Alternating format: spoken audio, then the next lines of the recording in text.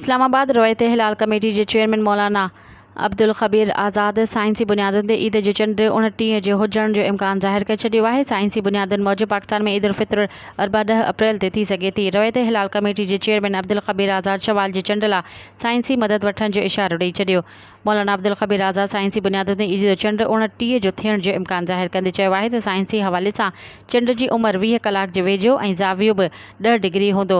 रवायत हिलाल कमेटी के चेयरमैन चयो त फवाद चौधरी खे बि चयो वियो त असां साइंसी माण्हुनि खे मञूं था, पर वक़्त अचण ते चंड जो फ़ैसिलो शहादत ऐं शरीयत मूजिबि कंदासीं। जेकॾहिं रमज़ान जो चंड 29 ते थियो त उन मूजिबि पाकिस्तान में ईद उल फितर अरबा 10 अप्रैल ते थियण जो इम्कान आहे।